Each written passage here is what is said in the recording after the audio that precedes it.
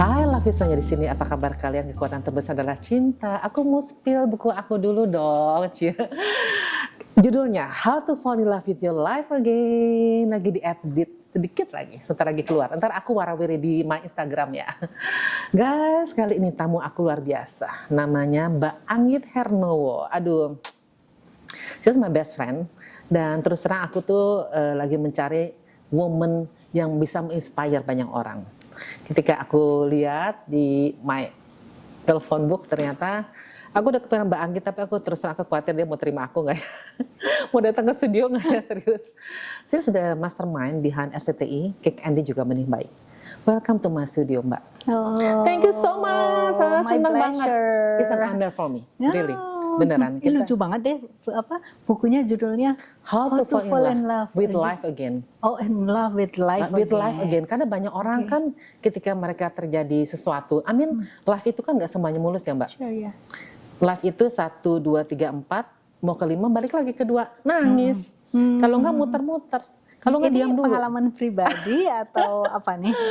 Ceritanya ada pengalaman pribadi dan juga ada mewakili hati suara kaum wanita di Indonesia. Oh, oke. Is that why you invite a lot of women di yes. Karena aku banyak sekali lihat banyak wanita datang ke aku, Mbak. Ini sih terus terang bukunya mengenai relationship. Jadi banyak orang yang, Kak, aku 5 tahun, aku putus, what should I do? Aku nggak bisa lupain. Gimana buat move on? Ada satu lagi yang terus terang ya, aku buka ini jauh dari pembicaraan kita sebenarnya.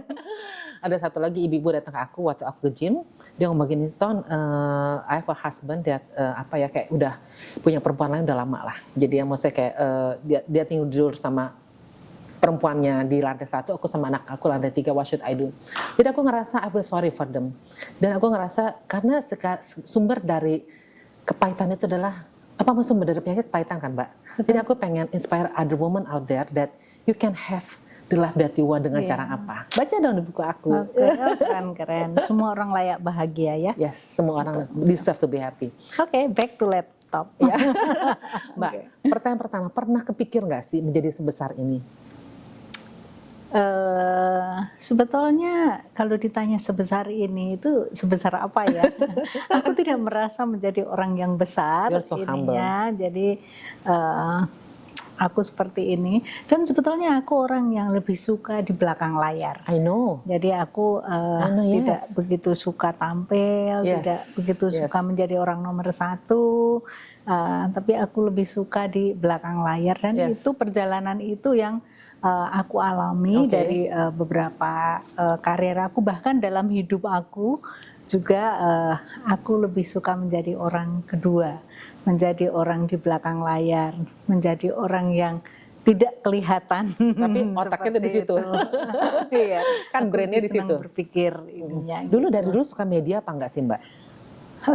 Jadi lucu ceritanya ya, dulu aku kan pernah kerja, pernah sambil belajar di US. Nah, pas saat itu di sana itu dengar akan ada TV swasta pertama di Indonesia gitu. Terus lucu banget ya, ini setelah sekian tahun hanya ada TVRI saja, 36 tahun kalau nggak salah, tiba-tiba ada TV swasta. Terus menurut aku menarik ya ini. Tapi sebetulnya aku ini orangnya sangat introvert. Aku ini orang sangat introvert, nggak biasa bicara di depan orang seperti itu. Meskipun ya dalam normal lah, bukan yang introvert sekali, tapi juga tidak yang extrovert. Nah makanya terus aku menarik juga ya, terus aku belajar. Pas pulang ke Indonesia, langsung kebetulan yang mimpin sana kenal juga, kemudian dikenalin. Begitu datang terus langsung, oh ya masuk aja gitu, tanpa tes, tanpa apa-apa, pokoknya kenal, ketemu, kemudian bareng-bareng di seputar Indonesia, dulu masih seputar Jakarta namanya. Itu tahun berapa Mbak seputar Jakarta? Itu tahun 89. Wow, 89 loh ya. Lahir belum ya? Udah lahir tapi belum ngaku. Wah, luar biasa. Itu tahun 89, jadi aku mulai dengan menjadi reporter di situ, kemudian berbagai macam peran. Mulai reporter, redaktur, direktur, produser, semua diambil ya? edit semuanya. Karena dulu semua itu kita harus bisa. Oke. Jadi sebetulnya balik ke zaman sekarang Oke. lagi.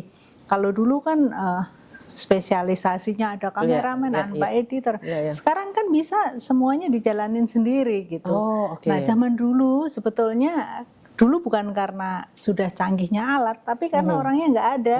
Jadi ya kita ngedit sendiri. Ada satu program itu yang namanya Buletin Siang. Itu awalnya dulu tayang seminggu sekali. Itu aku rekam sendiri dari CNN, dari APTV dan lain.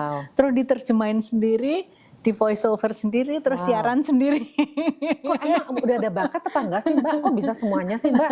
Maksudku? Enggak, karena belajar aja. Oh, belajar aja. Aku belajar aja karena itu background lagi ya. Aku ini anak keempat dari 9 bersaudara. Wow, dulu kayak anak kucing ya. Iya, lahirnya banyak banget. Kebayang gimana aku harus survive untuk mendapatkan perhatian orang tua, mendapatkan perhatian teman dan lain-lain. Jadi kita survival. Selain itu aku lahir dari Gunung Kidul. Gunung Kidul tuh yang terkenal gersang. Kalau di sini ya, kalau ditanya dari mana Gunung Kidul, terus selalu nggak tahu terus. Kalau kayak gini, pembantu saya juga dari Gunung Kidul. Beda kali coy, beda coy. Terus jadi sebegitu gersangnya sehingga kita itu harus survive. Daya survivalnya yang tinggi sehingga selalu bilang, ibuku selalu bilang, kalau barang kelihatan itu kamu nggak bisa bilang nggak bisa. Semua barang kelihatan kamu bisa pelajari. Jadi kamu harus bisa. Semua barang yang kelihatan. Semua barang yang kelihatan, misalnya ya masak kan barang kelihatan. Kamu harus bisa. Ini ya ngedit barang kelihatan, kamu harus bisa gitu. Keren banget loh. Kecuali kalau yang creative thinking ya, itu belum tentu bisa karena itu kan nggak kelihatan. Setiap orang punya bagiannya sendiri ya Mbak. Betul. Tapi semua barang yang kelihatan itu kamu pasti bisa. Kamu harus pelajari. Jadi kayak gitu prinsipnya. Jadi makanya kita ya apa aja kita pelajari. Pasti bisa. Dan kalau karena orangnya dulu sedikit ya, kita apa-apa harus sendiri. Jadi nggak bisa kita bilang nggak bisa ini, nggak bisa itu. Kamu harus bisa. Harus bisa gitu. Terus Metro TV itu kapan Mbak masuknya? Jadi gimana? Metro TV jadi lucu banget ya. Jadi di tahun sesudah reformasi ya 98 ya. Atau menjelang reformasi gitu kan banyak sekali gejolak dan lain-lain gitu. Terus Pak Mas Andi Noya itu oleh Pak Surya Paloh ditugaskan di RCTI ya. Terus kita kenal lah ininya. Sorry, RCTI dulu baru Metro TV? RCTI dulu, jadi RCTI aku dari tahun 89 ke tahun 2000. Wow, oke. Gitu. Terus? Nah, di tahun sesudah reformasi ya tahun 99, itu karena ada gejolak di RCTI, Mas Andi Noya ditugasin untuk menjadi pemret di RCTI. Tapi karena gejolak lagi Mas Andi Noya jadi wapemret. Nah, terus Mas Andi minta tolong aku, kan beliau kan tidak mengerti televisi dari media cetak. Jadi minta tolong aku untuk bantuin lah apa yang harus dilakukan dan lain-lain sehingga kita menjadi dekat karena terus feeding Mas Andi harus ini harus seperti apa dan lain-lain lah secara teknis maupun secara kultural di perusahaan itu. Nah, baru Mas Andi beberapa bulan Pak Surya dapat license Metro TV. Gitu. Jadi sebetulnya kebetulan ya itu bukan direncanakan. Kalau orang selalu bilang direncanakan Mas Andi belajar di RCTI, sebetulnya enggak, itu kebetulan Pak sudah ada di situ kemudian dapat izin. Nah, terus Mas Andi bilang kan nggak ngerti TV ya, anggit aja Pak Surya gitu. Pak Surya oke gitu, terus kita ketemu, selalu ketemu, Pak Surya ngajak makan kadang sarapan, kadang makan siang, kadang berapa ya kira-kira 3 bulan tuh hampir tiap hari ketemu Pak Surya, dikasih tahu sekali ini itu. Cuman aku nih orangnya yang enggak, ya aku kan bilang aku agak introvert ya, orangnya enggak yang mau pindah-pindah atau apa gitu. Ditanya sama Pak Surya, oke Anggit, spin 3 bulan ya kita ngobrol kanan kiri dan lain-lain. Jadi kamu pindah ke Metro ya? Enggak Pak. Enggak Pak. Lu kenapa enggak pindah? Ya saya happy aja di RCTI, saya enggak ngerasa bahwa aku harus pindah gitu, aku sudah menikmati. Dan aku ngerasa comfort zone ya, udah ada di comfort zone. Ngapain gue nyari-nyari sesuatu yang belum tentu lebih bagus gitu. Nah tapi Pak Surya, ini kan Pak Surya kan kakak adik ya sama yang punya RCTI ya, sama Pak Canu kakak adik. Tahu-tahu pagi hari aku dipanggil di rootnya RCTI, aku dipindahin di Metro, ditugaskan untuk membantu Metro TV gitu. Wow, gini ya. Aduh, permainannya ya. Iya, gini ya mainnya ya. Oke, tapi akhirnya terus kita nego-nego. Akhirnya ya udahlah, gue pindah aja ke Metro. Dan aku merasa beruntung juga aku pindah ke Metro TV karena ada banyak hal yang aku juga pelajari gitu. Di sana mulai dari nol lah di Metro ya. Hebat. Dulu tuh masih berapa orang ya, mungkin baru 5 orang ya di Pak Surya sekretarisnya, wakilnya Pak Surya sekretarisnya, terus aku. Karena Mas Andi aja masih di RCTI kan. Jadi gitu. Nah terus kemudian kita dibantu dulu sama beberapa orang dari media Indonesia, ada yang mulai bikin logo, bikin bisnis plan dan lain-lain. Itu kemudian ya udahlah kita di Metro 4 tahun. 4 tahun. Ya, 4 tahun.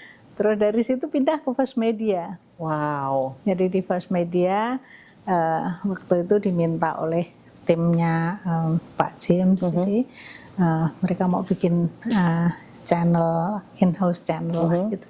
Aku dikasih cuti sama Pak Surya, kasih cuti 2 tahun untuk bantuin sana. Gitu. Mau pindah judulnya. First Media ya. Jadi First Media Mbak Anggit juga ya, pelopornya hebat banget sih. Sebetulnya dulu udah ada kan namanya Kabel Vision. Kabel Vision itu zaman dulu lebih TV ya, lebih jualan TV kabel lah. Tapi kan dulu masih belum terlalu berkembang. Selama belasan tahun pelanggannya juga baru belasan ribu gitu. Terus Pak James Riyadi mungkin yang kita tebak ya, beliau kan habis dari Davos, kemudian ketemu sama Bill Gates di sana, terus tiba-tiba pikir, loh gue kan punya ya perusahaan internet ya. Soalnya dari Davos kita dipanggil semuanya, kemudian yuk di revamp dari Kabel Vision menjadi First Media, dari jualan TV ke jualan internet yang seperti itu, dan it was booming banget sih ininya pada saat itu. Keren sih. Kick Andy gimana sih bermulanya? Kick Andy. Jadi sebetulnya ya Kick Andy itu mulai aku udah nggak di Metro. Jadi aku tuh udah nggak di Metro ininya Pak. Mas Andi waktu itu dipindahin ke media Indonesia. Nah tapi kan Pak Surya itu sama Mas Andi kan begitu attach gitu ya. Kemudian dibuatlah program Kick Andy itu. Tapi memang jiwanya Mas Andi itu ada di situ. Nah setelah itu justru aku bantuin Mas Andi itu setelah itu. Karena aku udah keluar. Aku sudah di First Media. Ininya. Jadi balik lagi dong? Enggak, aku nggak pernah balik lagi ke Metro sebetulnya. Cuman herannya ya, sampai sekarang orang masih pikir aku di Metro. Bener emang. You know what, sudah berapa lama aku meninggalkan Metro? 20 tahun. Wow. Orang tahunya Mbak Anggit orang Metro TV toh maksud gue kan? Aku 2004 itu aku sudah keluar dari Metro TV. Gitu. Tapi ya kemudian kita bikin program juga di Metro TV kan. Belakangan aku bikin program Big Circle sama Mas Andi. Big Circle itu awalnya juga dari Kick Andy. I see. Ya, jadi di belakang Kick Andy kan ada Kick Andy Foundation. Nah, aku sama Mas Andi itu kalau bikin program itu selalu bikin program yang berdampak. Nggak mau bikin program itu just as a show. Yes. Tapi harus ada beberapa kaitan di belakangnya yang berdampak, yang memiliki impact. Nah, waktu aku di First Media, aku dulu dari awal aku udah pasang target. Pada umur 50 aku nggak mau kerja lagi buat perusahaan. Sekarang masih 30 kan, 40? Masih kelihatan muda banget. Belum, masih 50 itu masih 15 tahun lagi kali ya. Terus? Nah, pada saat itu aku sama Mas Andi kemudian bikin program ada di Kompas TV namanya Big Bang. Karena apa? Kenapa kita bikin Big Bang? Yaitu dari kegelisahan kita aja. Waktu itu di tahun 2015 itu zaman-zamannya startup lagi heboh lah. Ininya. kita pikir kenapa ya anak-anak muda itu bermunculan bikin startup, tapi mereka berpikir sekarang bikin startup, besok bangun tidur udah kaya raya gitu loh. Aku juga mau gitu. Tapi ya kenyataannya nggak seperti itu kan ya. Dan kita juga prihatin bahwa anak-anak itu selalu berpikir kesuksesan itu diukur dari materi. Ya, udah mobilnya udah berapa, mobilnya jenis apa, apartemennya di mana, udah nggak bisa kesebut. Ya, dan lain-lain. Nah, kita cukup prihatin di situ. Kita harus kasih wadah kepada teman-teman startup ini, tetapi kita juga bisa shaping mereka, mempengaruhi mereka lah, supaya tidak hanya berpikir secara finansial saja, tapi juga berpikir seberapa dampak yang kamu buat sih untuk masyarakat gitu. Nah, startup yang memiliki dampak ini yang kita kasih wadah di Big Bang, yang kemudian Big Bang ini 2 tahun di Kompas TV, kemudian pindah ke Metro TV 2 tahun lagi ininya. Jadi sekitar 4 tahun kita bikin seperti itu. Nah, itu you name it lah, hampir semua startup yang sekarang besar atau yang sekarang sudah mati itu hampir semuanya pernah di Big Circle atau di Big Bang. Mbak, I think our vision, visi misi kita sama sih. Pengen memberikan impact kepada dunia, maksudnya dengan apapun yang kita punyai, nggak usah gede-gede, untuk menjadi lilin kecil yang bisa mengusir kegelapan sedikit aja udah seneng. Betul. Aku senang sih, makanya kalau di Instagram aku selalu bilang kata-katanya harus ada kata-kata, ada pesannya. Ketika aku cuma balik, waktu itu aku pernah interview satu namanya Mika, orang Bali. Dia pernah ada masalah dengan keluarganya, married gak jadi, akhirnya dia kan cut herself, right? Udah mulai tuh. Jadi aku banyak ke mental health nih, Mbak. Tiba-tiba kita ngobrol, tiba-tiba setelah selesai podcast itu, aku udah terbitin segala macam, ada perempuan datang ke aku ketika aku olahraga. Dia gini, Kak Sonya makasih ya. Oh, makasih buat apa? Buat podcastnya. Karena interview dengan Mika itu relate ke aku. Jadi dia juga ketakutan sama keluarganya, di reject segala macam. Dan ketika orang perempuan itu bilang itu ke aku udah seneng gitu, Mbak. I think I done something gitu, itu aja. Betul sekali, betul sekali itu. Jadi maksudnya kayak dengan kita kan main di media, aku juga nggak pernah tahu aku bakal jadi podcast media. Kita pertama kali ketemu tuh di Hop Hop loh, Mbak. Tahun berapa sih, Mbak? Itu waktu Big Circle, itu aku Big pikir Circle ya? Kita undang bukan di Hop Kick Hop Andy ke ya? Big Circle. Oh my god. Di Hop Hop kita undang di Big Circle. Di Kick Andy juga pernah. Hop Hop itu udah 24 tahun, Mbak. Ya, that's actually di Hop Hop itu pelopor boba loh. Thank you so much. Iya kan? Iya. Sebelum ada apa-apa, Hop Hop udah ada duluan. Dan kita mempekerjakan anak-anak Indonesia semua, rasa Indonesia, kita cinta Indonesia. Nah dari situ itu mulai tercipta ya kan. Kita punya hubungan tercipta. Kemudian kita mulai kok ngobrol sama Mbak Anggit enak gitu ya. Kok kayaknya kita menjarang ketemu tapi tetap connect aja gitu ya. Percama kayak universe mempersatukan. Ada kliknya gitu loh. Kalau ngomong nyambung. Kalau ada apa-apa nanya, Mbak aku mau buat podcast, Mbak nanya dong Mbak gitu, nanya saudara-saudara nyambung gitu. Betul. Terus akhirnya ke Benih Baik, apa enggak cukup repot tuh dengan segala sesuatunya? Tujuan visi Benih Baik itu apa sih? Jadi aku mundur dikit lagi ya. Ini lucu yang benar yang kayak Sonya bilang, aku ini sebetulnya nggak ada kaitan sama Kick Andy.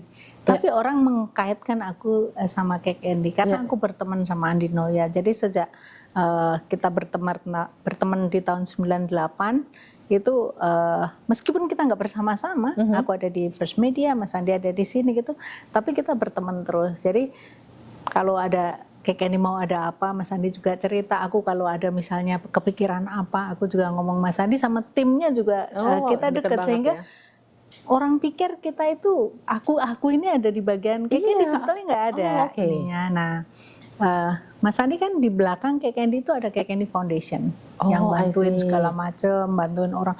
Ada banyak sekali program, ada kaki palsu lah, ada sejuta bola, ada book for the blind, ada segala macam lain. Suatu saat Mas Andi kan cerita mau pensiun. Mas Andi nggak punya roots ininya kan, jadi dia mau pensiun. Nah terus kita pikirnya kalau Mas Andi pensiun nanti eventually ini kan Kick Andy Foundation juga akan fade out. Kalau programnya udah nggak ada, kemudian ini akan fade out gitu. Nah terus kita harus bikin sesuatu lah. udah kalau gitu. Dan ini kaitannya sama Big Circle sama Big Bang. Jadi semuanya itu selalu berkaitan gitu loh ininya. Iya, kita mau kasih tempat teman-teman ini seperti apa gitu. Ya udah kita bikin aja kayak e-commerce yang khusus untuk perusahaan-perusahaan yang berimpact. Ininya. Jadi kita konsul lah sama William Tokopedia kan. Kita bilang gimana ya kalau bikin seperti itu. William nggak bilang nggak bilang iya gitu, tapi kasih gambaran seperti apa ininya kan. Dia juga nggak sekonyong-konyong sukses. Tokopedia mungkin baru tahun ke-8 atau berapa bisa besar kayak gitu. Nah kita kuat atau enggak yang seperti itu.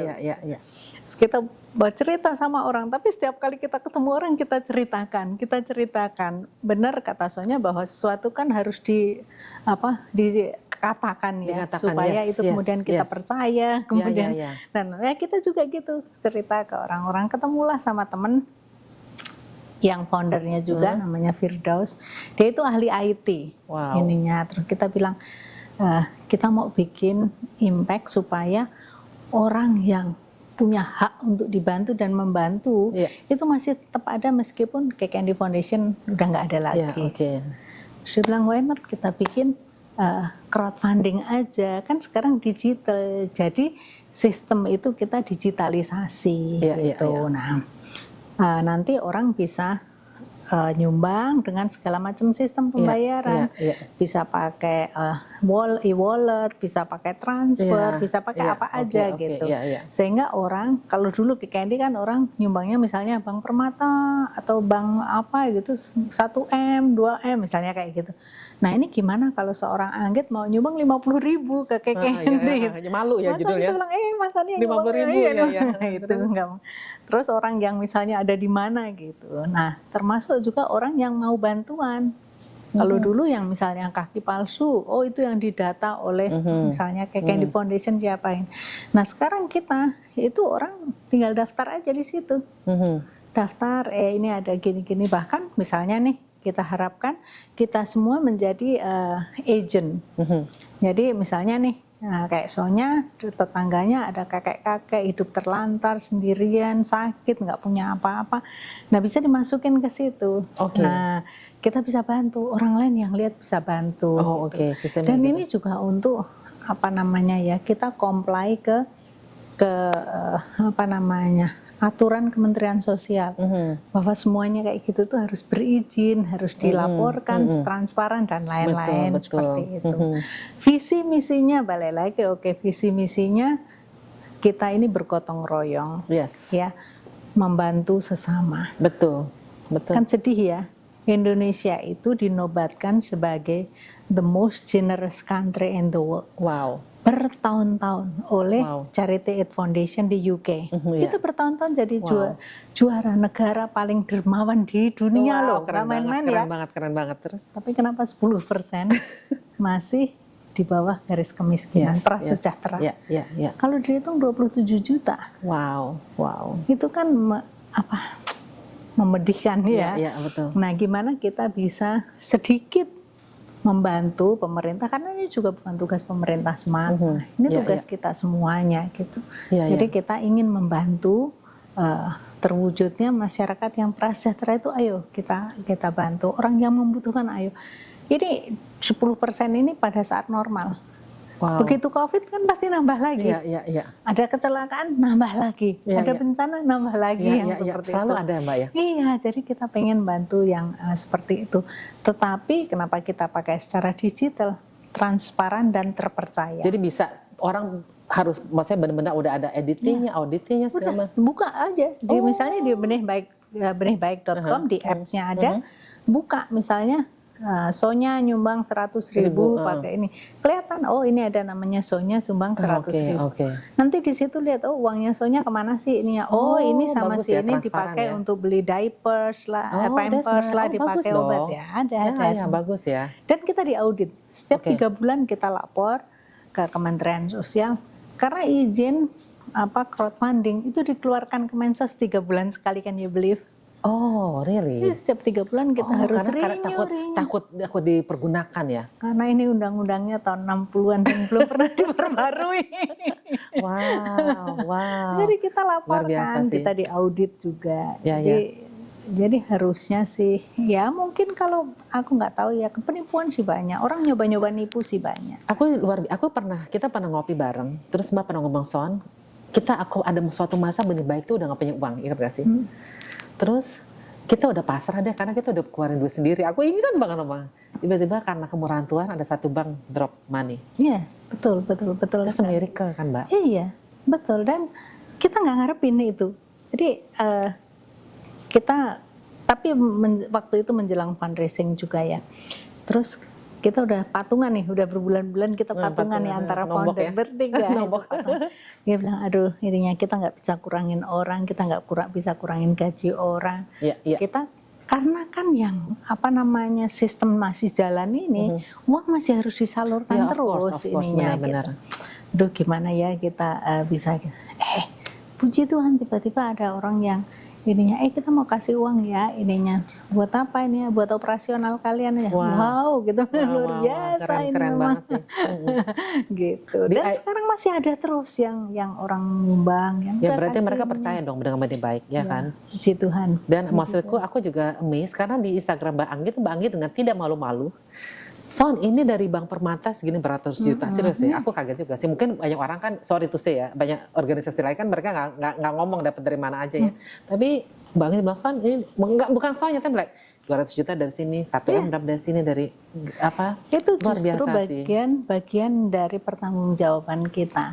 Bagian dari pertanggungjawaban kita bahwa oke, ini uangmu diterima dan ini disalurkan. Jadi bisa saling cross check ininya keren banget, ya. Iya, karena sekarang kalau kita misalnya soalnya mau lihat orang pengemis, mau ngasih uang, pertama yang dipikir apa ininya? Apakah benar orang ini butuh? Apalagi kalau orangnya gagah perkasa, dia bilang misalnya ya kotak sumbangan bencana apa gini, kita pikir apa benar uangnya akan disalurkan? Apa benar yang disalurkan itu sejumlah yang gua kasih? Apa benar yang menerima itu benar-benar yang membutuhkan? Apa benar yang sudah diterima itu dipakai semestinya? Itu yang orang pikir ininya. Benar. Nah kita pengen menghilangkan hal-hal yang seperti itu. Ayo kita ikutin aja. Terus perjalanan sumbangan kamu itu kemana? Wow, gitu. keren. Dan beruntung ya kalau kayak benih baik itu ada Mas Andi, kita kerja sama-sama media group dan banyak teman-teman wartawan yang bantuin kita juga untuk memastikan accountability-nya itu ada. Wow, that's gitu. nice. Jadi you're itu so yang, kind. Enggak, no, I mean like, aku ngerasa ngomong sama Mbak Anggi tuh energinya tuh sama, ngerti? Dan kita nggak pernah kayak aku percaya orang baik akan ketemu orang baik itu aja. Itu aja nggak tahu gimana universe tuh kayak apa ya, menyatukan sendiri gitu ya Mbak ya. Betul. Memilih-milih sendiri. Betul. Meskipun nggak ini loh, nggak sedikit yang kita dibohongin orang. Masa ya? Ada juga. Aduh banyak banget. Masa banyak sih, banget. Iya. Kita pernah ya, ada orang minta bantuan. Itu aduh foto anaknya katanya mengerikan sekali gini-gini. Tapi kita agak curiga, satu aja yang membuat kita curiga. Kan kita minta medical recordnya. Iya. Kok kelihatannya medical recordnya itu fotokopian dan ada satu garis gitu yang kayak sambungan. Wow. Terus kita telepon lah ini kok agak mencurigakan ya, kan anak-anak kita udah tim kita itu udah terbiasa lihat gitu. Ada medical recordnya, ditelepon. Ini rumah sakit ada di satu tempat yang jaraknya dari rumah dia yang ada KTP-nya itu mungkin sekitar 300 km. Ini kan udah aneh. Terus dicek lagi, ini apotek yang dia ini apoteknya itu udah tutup. Memang ada apotek itu tapi udah tutup 4 tahun yang lalu kali yang seperti itu. Jadi semuanya nggak nyambung, ada nama dokternya kita teleponin, benar nggak ada pasien gini-gini. Setelah kita cari gambarnya sudah ngambil di internet. Wow. Jadi banyak banget kayak gitu. Makanya ya. Luar biasa. Mbak sekarang mau nanya as a wife, as a mother. You are a good wife, maksudku keluarganya beres, anak-anaknya beres. Tapi satu hal yang aku ingat waktu kita ngopi bareng kan, Mbak Anggit bilang kalau suami Mbak Anggit suka mengunjungi orang sakit setiap Sabtu. Tiba-tiba Mbak Anggit ngomong begini, suami aku stroke. Dan satu statement yang aku ingat sampai sekarang, I never ask God why. But I ask myself, what I have to do next? Ceritain dong, Mbak. Iya, itu perjalanan spiritual yang sangat berarti bagi perjalanan hidup aku. Kalau ke belakang kita ngelihat ya, suamiku tuh orangnya yang dia sudah pensiun, kemudian dia mendedikasikan dirinya lebih banyak kerja untuk gereja. Wah. Jadi dia itu prodiakon namanya, yang suka bantu pastor. Itu 2 minggu sekali mungkin dia itu ngunjungin orang sakit karena dia bagiin komunion. Saya Katolik, jadi bagikan komuni, ngunjungin orang sakit gitu. Itu bisa sehari itu bisa 4 sampai 5 orang dia kunjungin kalau hari Sabtu atau Minggu, jadi salah satu. Nah, dia ini karena suka ngobrol sama orang yang dikunjungin, dan dia ngerasa ya orang kalau sakit misalnya ada nenek-nenek yang waktu datang aja dia hanya sama susternya misalnya kayak gitu, sehingga dia nggak boleh pulang ngobrol kayak gitu. Jadi dia itu setiap pulang dari situ cerita mengenai gimana orang sakit dan lain-lain. Ada juga yang orang nggak mampu, jadi kalau pas dia mau ngunjungin orang sakit, aku udah bawain makanan nih, paketin makanan untuk gitu dan lain-lain kayak gitu. Jadi menurut aku hidupnya tuh tenang, tenang sekali, beda sama aku lah. Terus dia olahraga sehari 2 jam, dia jalan kaki, makanannya sehat, terus tidur teratur. Nggak kayak kita ya Mbak, yang makan apapun. Iya, apapun dimakan gitu. Jadi menurut standar kita tuh orangnya sehat, sehat sekali gitu. Nah suatu saat dia bilang, gue kok kalau habis jalan, aku bilang, aku ini kok suka sesek ya ininya, kenapa ya, jangan-jangan gue sakit jantung ya, aku bilang gitu. Ke dokter gitu. Terus dia bilang, aku juga tuh kalau jalan 1.500 langkah kok suka sesek ya ini. Aduh kok ikut-ikutan sih, ada orang sesek ikut. Ya udah kita ke dokter lah, kita ke dokter bareng. Aku ke dokter gastro, dan ternyata aku dispepsia, obat selesai gitu. Karena kita pergi barengnya ke dokter gastro, pasti yang diutamakan dilihat kan juga lambung ya. Dia diobatin nggak sembuh gitu. Kemudian dia udah check up aja deh gitu. Udah check up ke satu dokter, ininya dia treadmill, dia EKG bagus nggak apa-apa. Terus pindah lagi ke dokter. Nah singkat cerita, dia itu diagnosa ada penyumbatan di jantungnya, ada 8 titik penyumbatan yang rata-rata di atas 90%. Oh my God. Gitu-gitu. Oh my God. Terus gimana ya ini? Dokter udah bilang ini udah emergency lah. Dia jadi harus di bypass lah. Boleh nggak dibawa keluar? Nggak lah, nggak tanggung lah. Pokoknya udah harus segera di bypass gitu. Kita pikir gimana, aku tanya gimana, kamu ada kayak gini ininya atau mau yang urgent dulu, mau diparing. Dokter bilang nggak bisa, ini 8 titik ini udah urgent semuanya. 8 titik loh, Iya, terus udah akhirnya udahlah kita putusin bypass aja. Anakku juga udah bilang gitu, terus mantuku kan juga dokter, ini ya bilang nggak mah harusnya memang gitu. Besanku juga ini ya dokter. Udah akhirnya kita putuskan bypass. Kita udah pilih lah ya, kita pilih ya dokter yang terbaik, yang segala macam gitu. Karena besanku, anakku pernah praktek juga di situ, jadi tahulah semuanya. Jadi kita udah persiapkan hampir semuanya yang terbaik lah ininya. Nah udah bypass. Nah, selesai bypass 3 jam gitu dia udah sadar, udah ketawa-ketawa gini ya, udah oke. Dokternya bilang, wow luar biasa ini, udah bagus, langsung sadar, langsung ngobrol ini itu gitu. Pagi harinya dikabarin dia stroke. How come? Ya memang ada sih stroke pasca bypass itu, baca 5% stroke pasca bypass. Cuman ya kalau dibilang nyesel ini, gua kok enggak pay attention lebih ke situ gitu loh. Terlalu percaya. Never know, right? Iya, kita terlalu percaya udah semua yang bagus kayak gitu. Tapi ya udah mau apa lagi gitu. Aku selalu bilang, Tuhan, Kak, semuanya ini too good to be true. Kadang-kadang gitu ya, kita mempertanyakan Tuhan itu juga nggak bagus. This is too good to be true ya, semuanya jalan lancar, gini. Begitu stroke gitu ulang, wow, this is it. Ini ininya gitu. Terus aku lihat ke suamiku, you got stroke ininya. Oh iya, yang mana ininya? Dia juga nggak kaget, nggak shock ini karena dia ingatannya masih sadar, ngomongnya oke, hanya sisi sebelah kiri saja yang nggak bisa bergerak, itu yang terpengaruh karena pendarahannya di otak kanan. Terus karena habis dia bypass dia nggak bisa di MRI, kan masih pakai alat-alat semuanya. Jadi dokter bilang terus harus diapain ini? Nggak bisa di apa itu yang istilahnya di blush ininya, nggak bisa, baru aja ngalamin bypass gitu. Ya udah nggak apa-apa, yang penting kita udah tangan lah dan lain-lain, dikasih obat dan lain-lain lah ininya gitu. Nah terus bohong ya kalau orang nggak kaget, nggak kecewa, human being. Seperti You're itu, human being. You're a woman. Udah pastilah ininya. Terus kita pikir ya, what if tadi yang nggak usah di bypass, datang dengan segar bugar, sehat kayak gini. Kalau nggak di bypass, mungkin nggak akan stroke ya kali ya. Kita terus gini. Tapi kita ya, karena suamiku menerima gitu, kita juga menerima. Kita tidak pernah mempertanyakan Tuhan kok beri seperti ini ya. Gitu.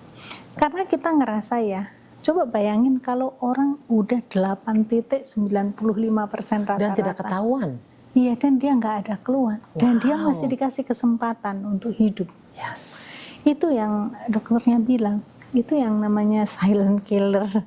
Itu kayak gitu yang orang tiba-tiba blup hilang, meninggal. Ya itu hal-hal yang seperti itu. Nah ini kita masih dikasih kesempatan oleh Tuhan untuk bisa bersama. Terus kemudian begitu stroke, aku juga langsung mikirnya ya oke.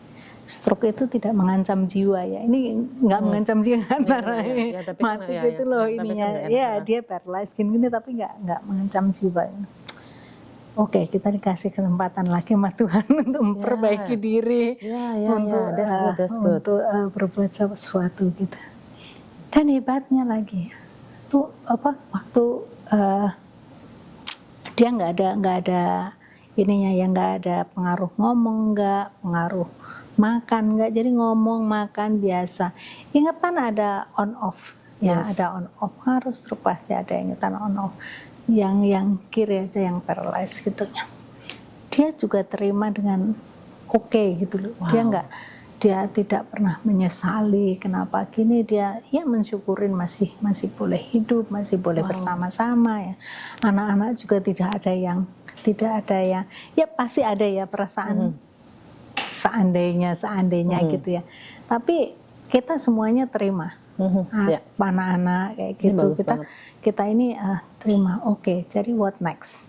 Kita harus apain gitu.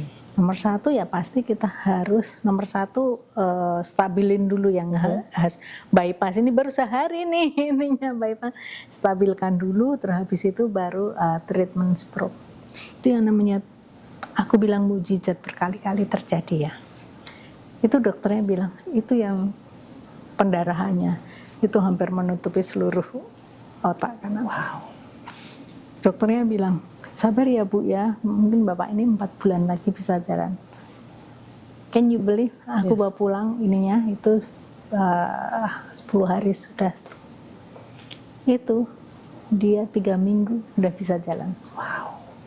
3 minggu setelah itu bisa jalan ininya.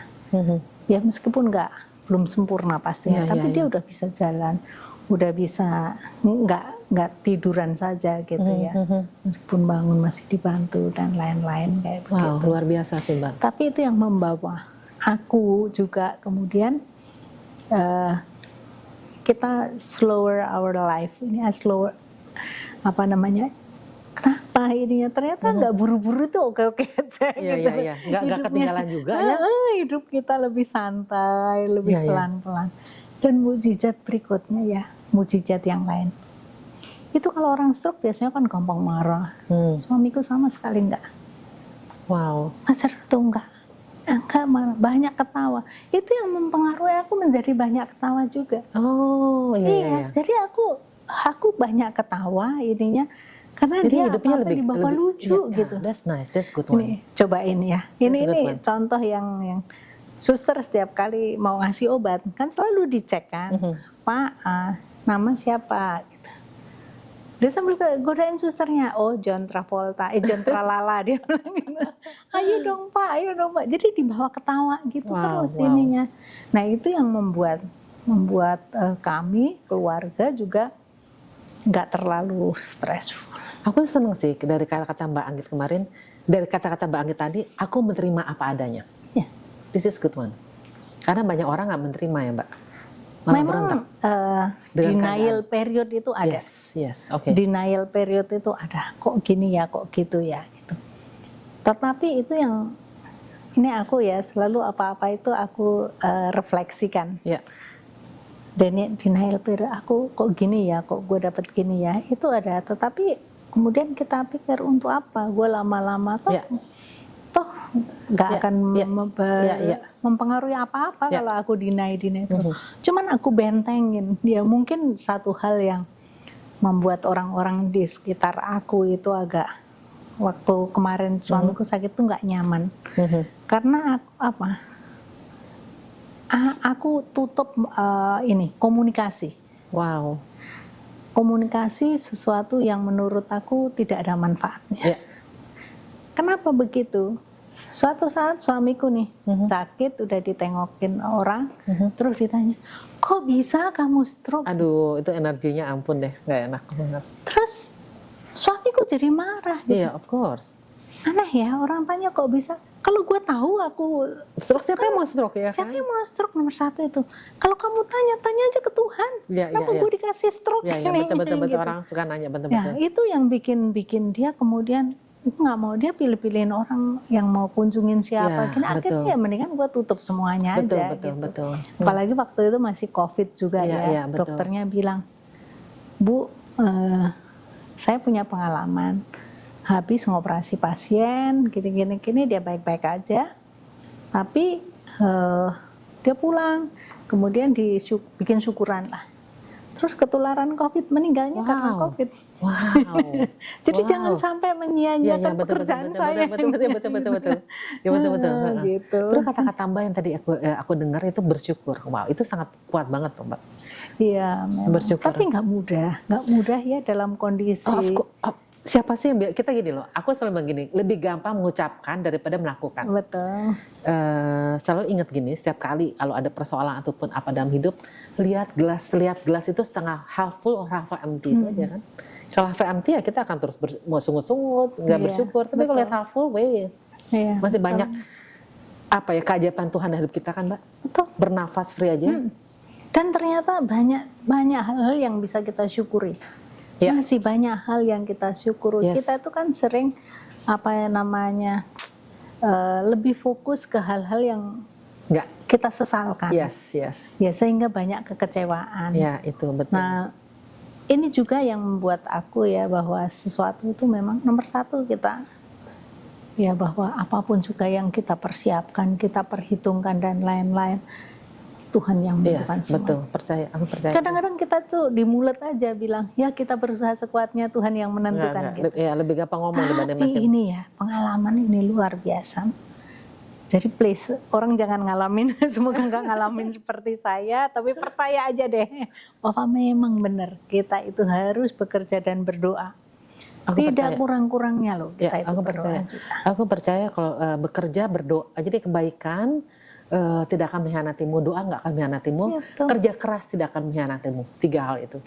Cuman kita harus tunggu waktunya, waktu kita sama waktu Tuhan itu berbeda. Nah itu tuh kan orang gregetan di situ Mbak ya. Betul. Tapi kalau yang belum mengalami memang sulit untuk memahami, sulit sekali untuk memahami itu kalau kita nggak benar-benar percaya benar. Aku selalu bilang di teman-teman aku atau di Instagram, lu jangan ngelihat rumput tetangga lebih hijau deh gitu loh. Semua orang itu pasti ada masalahnya. Jadi ya kita kalau kita bisa bahagia, kita bisa senyum, bisa ketawa, just do it for today. Iya. Kesusahan sehari cukuplah untuk sehari, Mbak. Aku ingat itu. Udah betul. tidur ya udah, lupain aja semuanya. Betul. Mbak, ada satu hal. Apa sih, aku kemarin pernah interview satu orang. Dia begini, dia diinterview sama bosnya waktu pertama kali mau masuk kerjaan. Dia nanya gini, apa yang orang ingin mengenal Mbak Agnes sebagai apa sih? Gitu loh. Orang mengenal aku sebagai pribadi yang teman semua orang. Yes. Udah itu aja, No teman judgment. semua orang. Iya, aku bisa berteman sama semua orang dan nggak punya intensi apa-apa. I can feel it. Ya, karena apa? Itu aku selalu bilang, kenapa orang itu banyak kecewa? Karena ekspektasinya terlalu tinggi. Wow, ini keren, Ya. benar. Kekecewaan itu adalah ekspektasi dikurangi realitas. Oke. Nah, itu yang akan jadi kekecewaan. Oke. Karena apa? Ekspektasi kita tinggi, realitasnya segini. Jadi kita kecewa, ini nggak ketemu gitu loh. Oke. Jadi harus kan? lower your expectation. Sebetulnya ya nggak lower, tapi kita ada perhitungan ya. Oke. Kalau kita mengharapkan sesuatu itu kan kita harus perhitungan. Ekspektasi beda sama cita-cita. Oke.